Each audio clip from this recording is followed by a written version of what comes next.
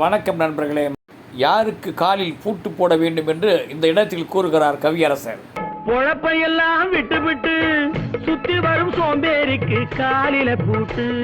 இந்த பாடலின் மூலம் காமுகருக்கு சரியான பாடம் புகட்டுகிறார் கண்ணதாசன்.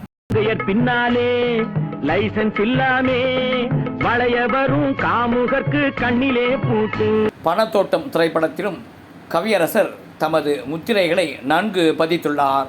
என்னதான் நடக்கும் நடக்கட்டுமே, இருட்டினில் நீதி மறையட்டுமே. பாடலின் மூலம் நல்ல நம்பிக்கையை ஊட்டுகிறார் நமது மக்கள் திலகம் எம்ஜிஆர் அவர்கள்.